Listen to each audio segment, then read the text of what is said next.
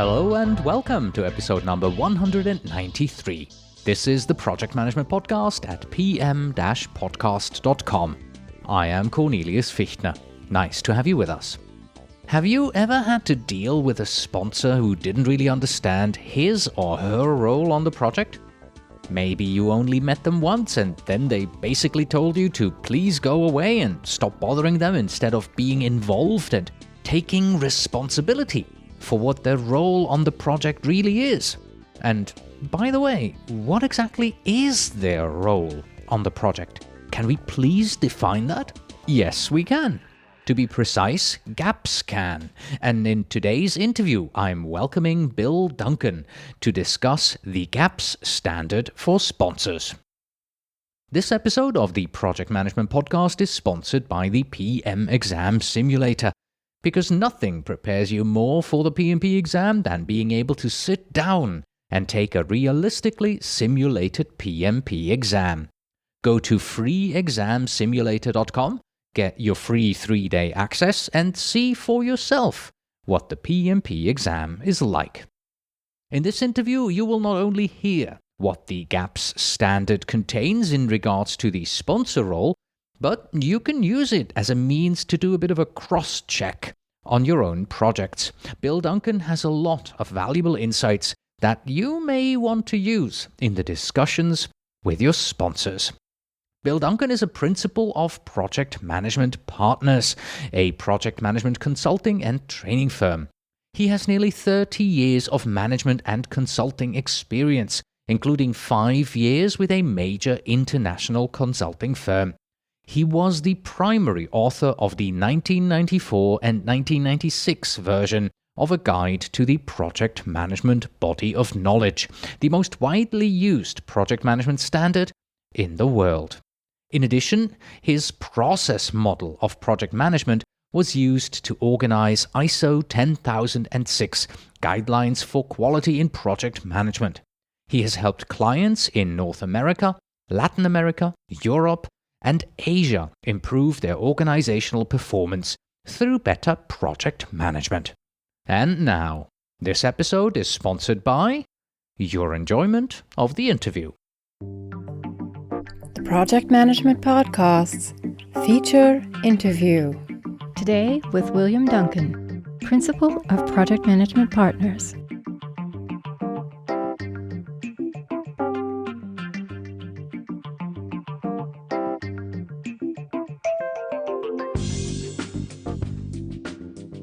Hello, Duncan. Welcome to the Project Management Podcast.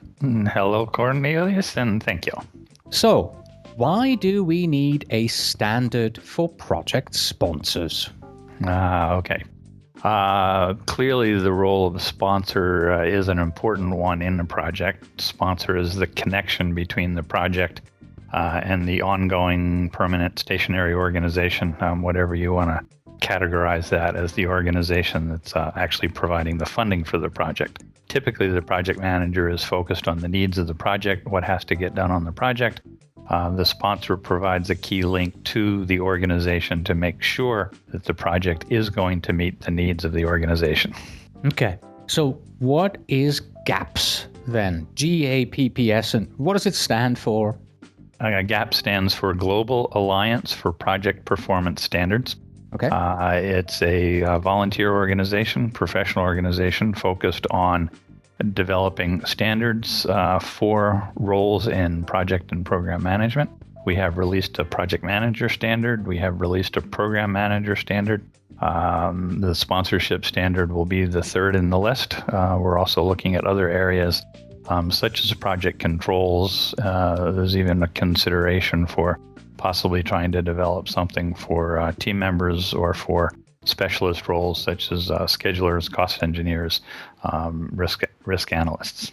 You mentioned it's a volunteer effort, right? So can our listeners join and help with the effort? Joining may be a little bit more difficult than helping, so I'll treat those as two separate topics. Okay. Membership in GAP is open to organizations. There is information on the GAPPS website, which is globalpmstandards.org, for organizations that wish to join in order to have a voice at the table. However, most of the major project management organizations are members of GAPPS, so that if you're a member in ASAPM, for example, which is the organization I work in the US, or perhaps AIPM in Australia, IPMA, International Project Management Association, is also a member. So anyone who is a member of one of those organizations can participate as a representative of that organization. Okay, let's come back to the standard. How would such a standard actually help our listeners? They're all project managers on their day-to-day projects. Let me kind of turn that question around in this way and ask your listeners, have you ever had a problem with a sponsor who did not live up to your expectations? That's a rhetorical question, isn't it? Yeah. One of the frequent questions that I've seen on some of the list servers that I subscribe to is, what do I do about a sponsor that's not interested in my project?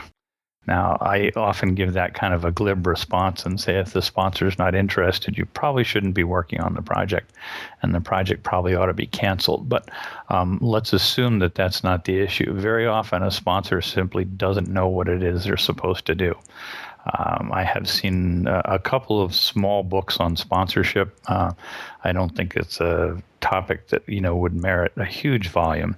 But very often when I look at what's involved in sponsorship, what other people are saying is involved in sponsorship, there's also often an overlap between what might be expected of a project manager.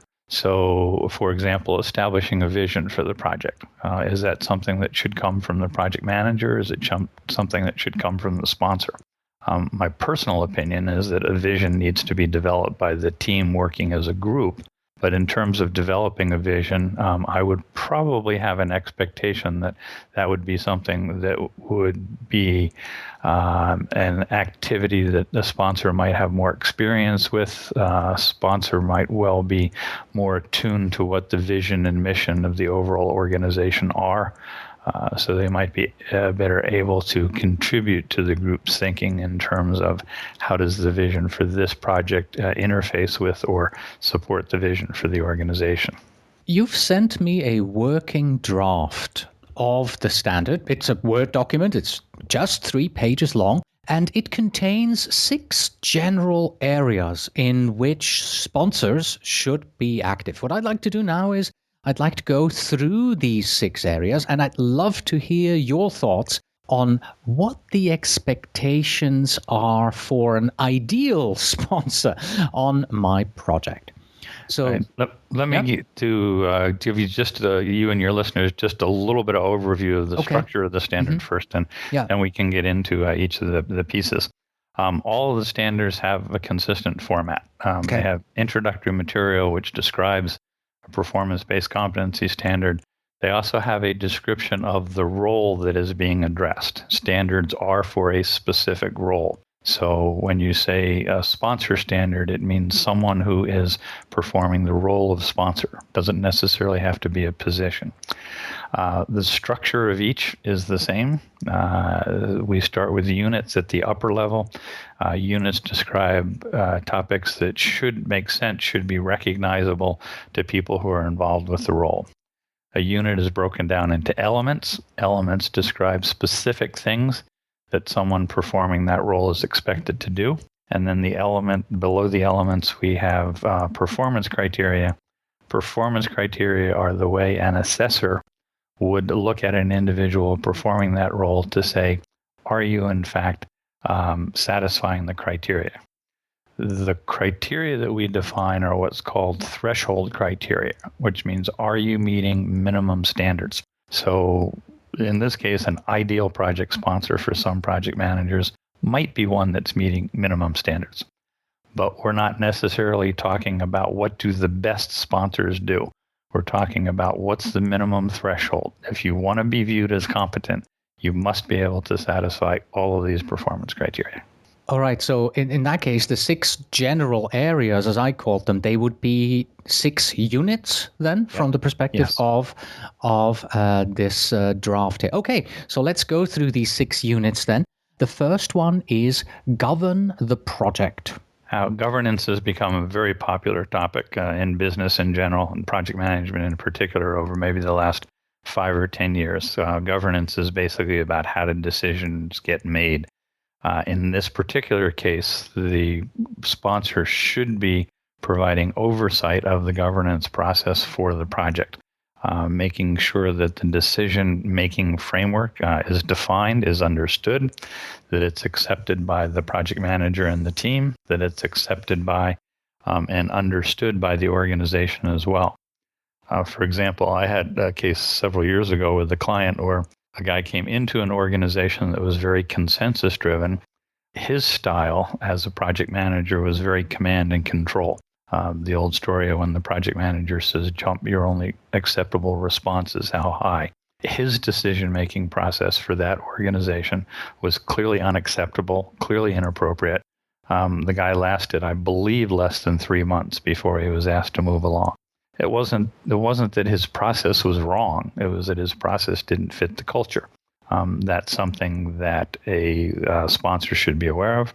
A sponsor who is a competent sponsor who is sitting on his shoulder might well have been able to work with him during the first 3 months to allow him to adjust to the organization. So much for govern the project then. Let's move on to the second unit, which is take accountability for business case and benefits.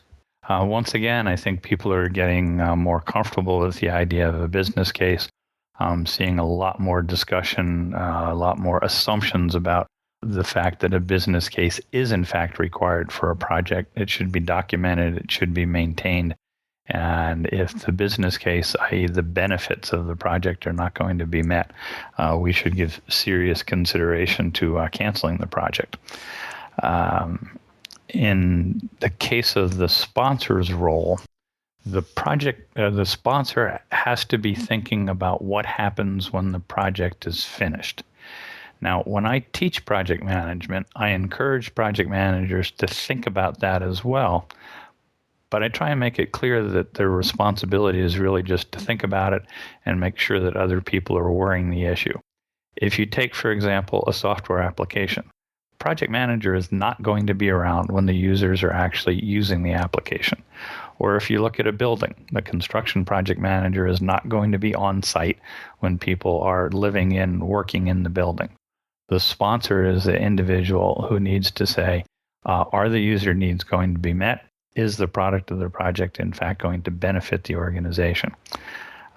So the project manager can think about it, but the PM really needs to be focused on the project. Do I have the resources? Are we on schedule? How does the budget look?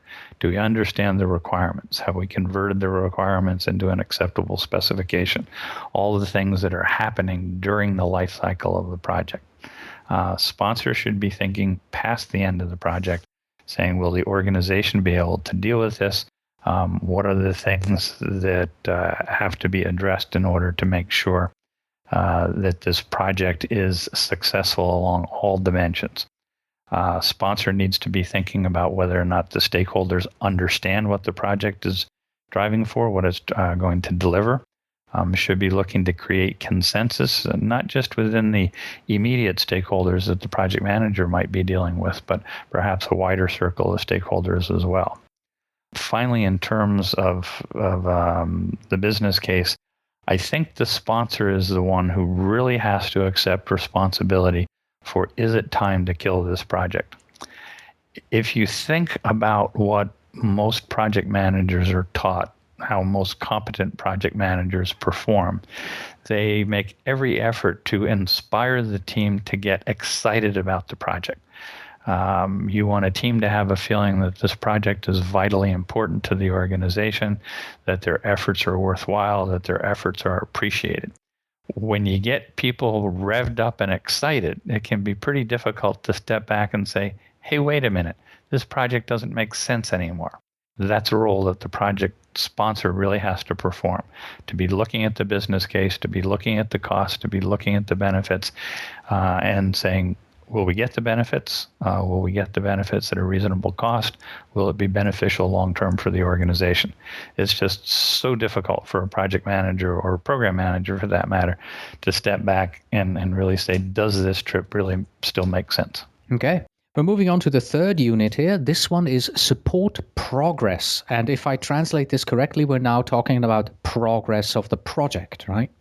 Yes, we're trying to develop a sponsorship standard that would address both program sponsors and project sponsors. But in either case, we're looking at progress. Is the project or program moving forward? Does it look like it's going to accomplish its objectives? In terms of supporting progress, I think it's important to understand that the role of the sponsor, at least as GAPPS sees it at this point, is not to do the day-to-day activities in terms of scheduling and managing and monitoring budget, but rather to support the project manager and the project team in those activities. One of the elements that I highlighted in my notes is remove obstacles. And I think if you talk to project managers and said, what's the one thing that you need most from us, from your sponsors, I think removing obstacles would probably be, if not at the top of the list, very close to the top of the list. Related to that, and I'm not sure which one of these terms we'll end up using in the standard, is to ensure that the stakeholders are, in fact, delivering as promised. Whether it's a contractual environment or an internal environment, one of the most frequent complaints that I get from project managers in my classes is I can't get my customer, my client, my owner, whatever the case may be, to deliver what they promised on time. So it might be as simple as a review and approval of a draft design, for example.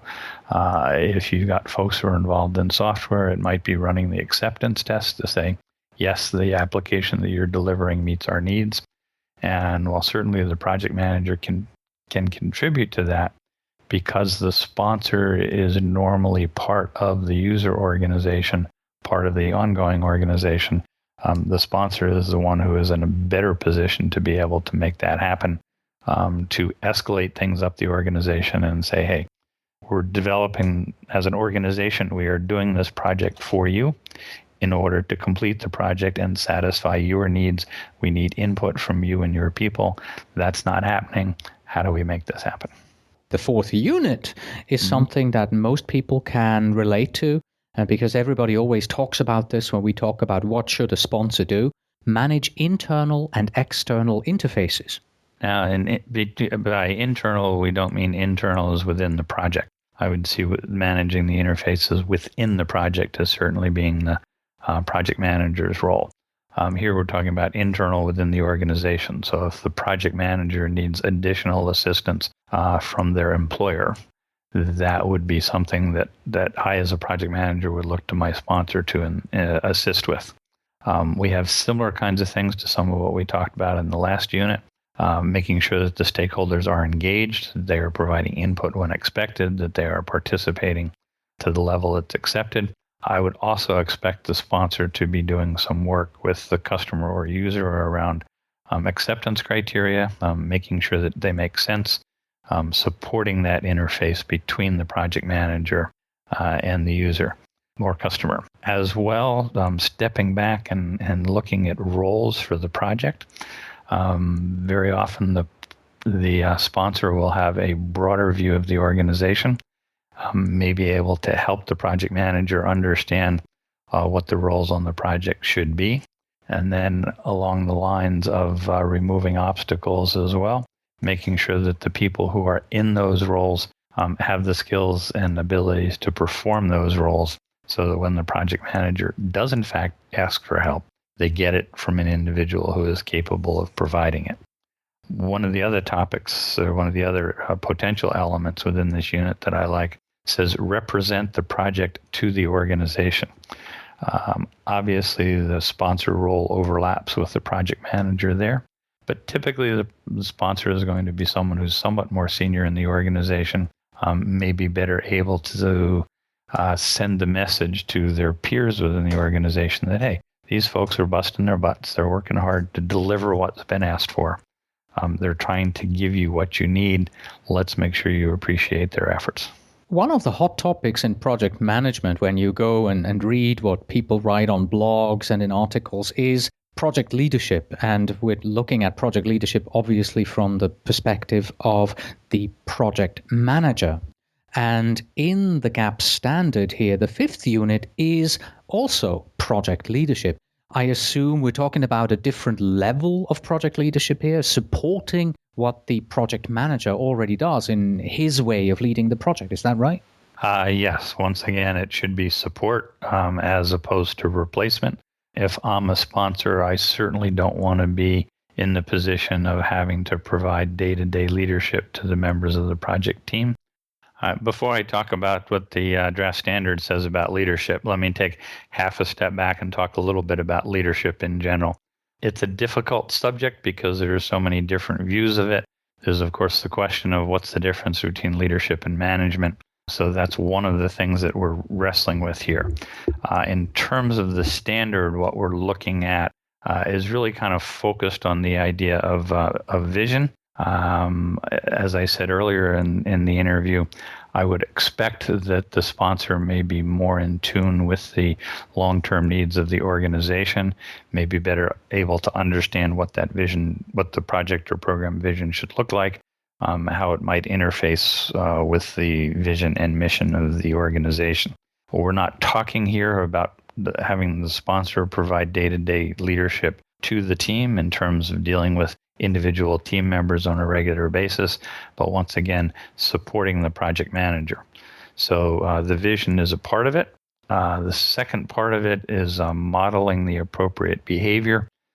To me, and when I teach leadership, that's always one of the first places I start, is to emphasize the need for the leader to walk the walk, talk the talk, and show the behavior, model the behavior that they expect from others.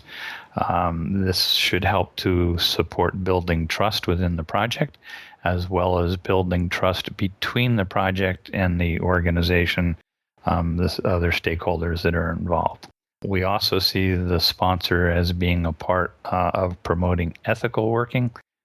Ethics and making those kinds of moral decisions being another hot topic these days within project management. We also see the sponsor as supporting the project manager specifically within the organization. Very often in many organizations, the project manager has a rather strong technical background, may not have been given the opportunity to develop, or may simply not have developed the managerial skills, some of the soft skills that are necessary for success. And the sponsor may be able to provide some support to the project manager in that area, as well as possibly some mentoring or coaching. The final aspect of leadership from the sponsor that I'd like to mention is to make sure that the project or program manager, as well as the team, are appropriately recognized within the organization and, if appropriate, rewarded. I think quite frequently I've heard from project managers that they finish a project, they think it's been a fabulous success. Everybody tells them that it's a fabulous success. They move on to their next project and nobody seems to care. That little bit of appreciation. We know you worked your tails off. We know you worked really hard.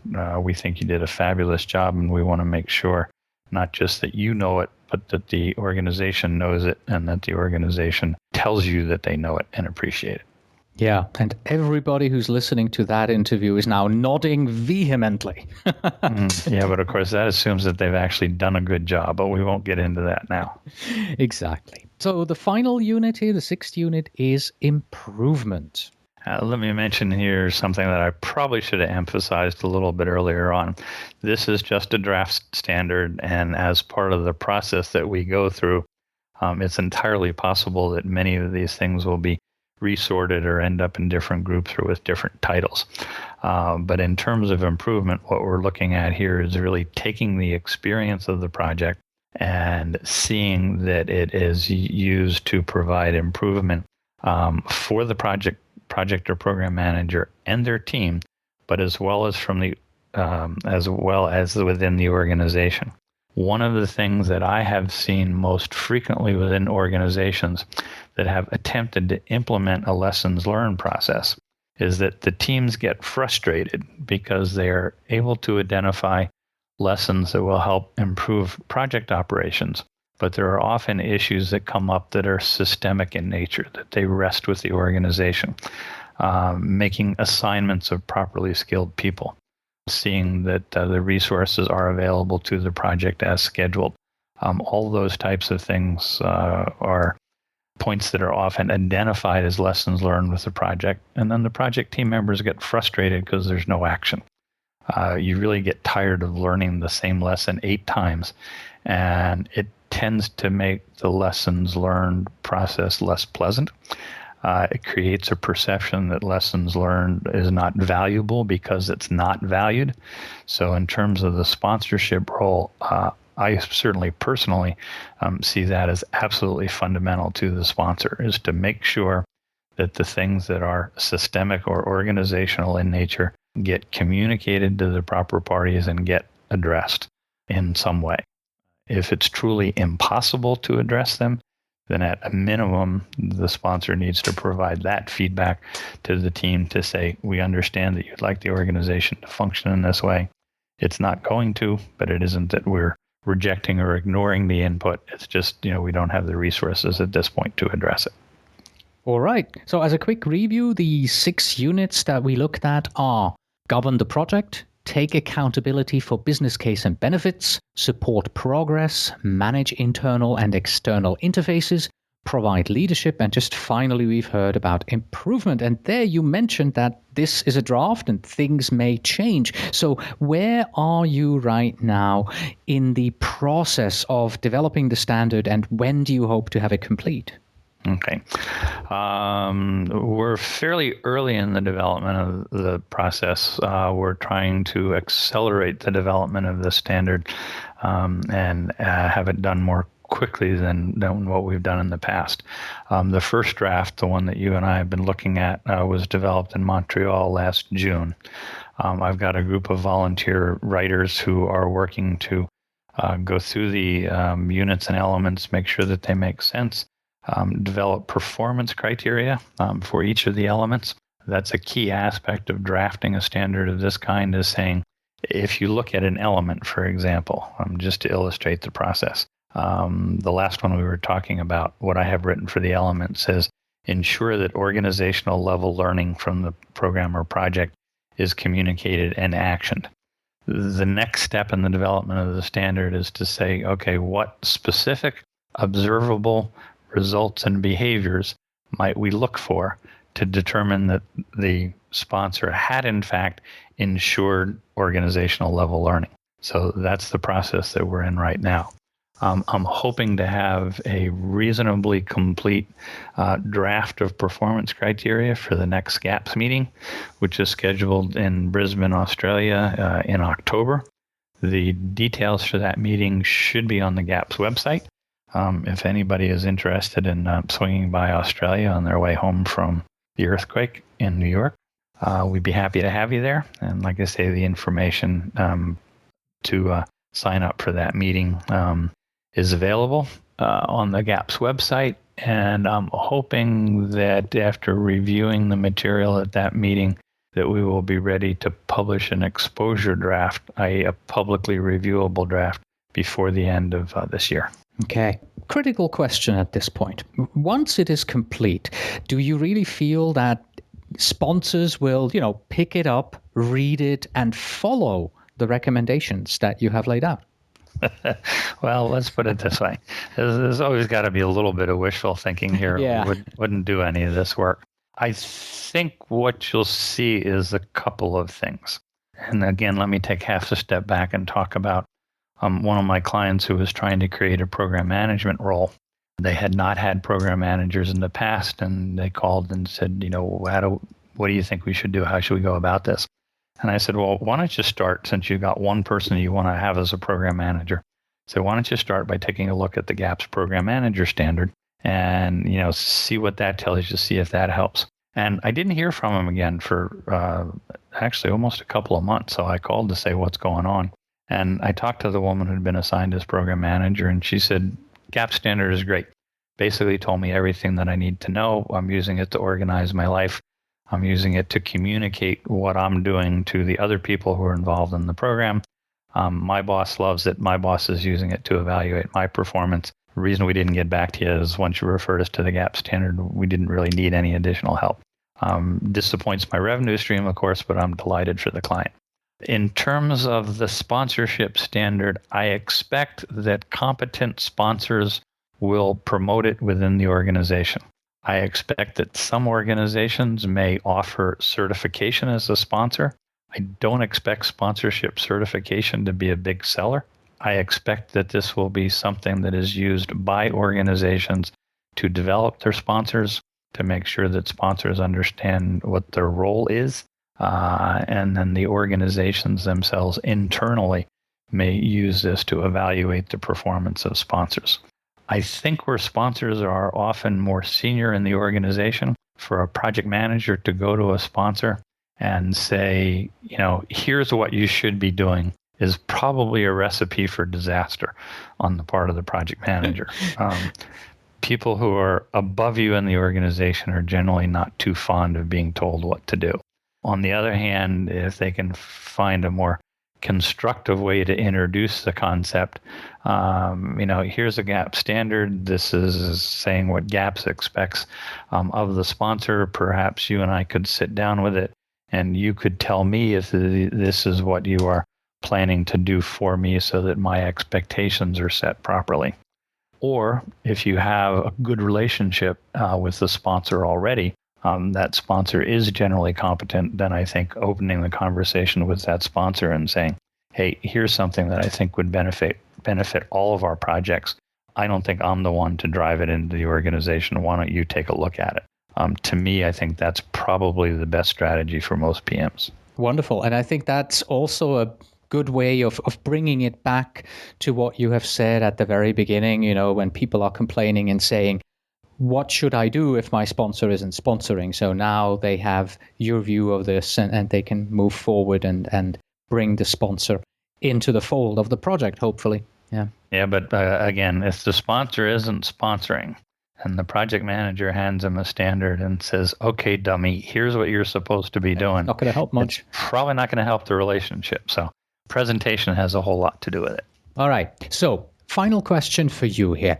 Some companies, they already have role definitions for project participants, including sponsors. So let's help our listeners here who don't have these available. Between now and the publication date of the standards, what are the 2 to 3 most important areas of a sponsor's role that you would recommend that a project manager should discuss and define with their own sponsors? 2 to 3, I would probably focus primarily on one, and that's the question of removing obstacles. That's the thing that I hear most frequently. Actually, let's start with removing obstacles, and let's add to that the second issue, which is monitoring the business case. Mm-hmm. I think the project manager and the project manager should be focused on getting the project done. This is a temporary endeavor. We've got some sort of a target date or perhaps a deadline. We may have budgetary limitations. We almost certainly have resource limitations. Certainly the project manager is spending most of their day-to-day life worrying about those issues and dealing with the team. It can be a little bit difficult to pull yourself out of those details and say, okay, is the business case still valid? I think those two items relate very closely, but if I had to try and focus on a subset, it would be removing obstacles, making sure that the organization is helping the project to move forward, and making sure that the project is in fact going to provide benefits to the organization. Wonderful. Duncan, thank you very much for being on the program, introducing the GAPPS sponsor standard to us, and also for your tips and tricks here, what the project managers can do. Appreciate it very much. My pleasure. And that was Bill Duncan on the GAPPS standard for project sponsors.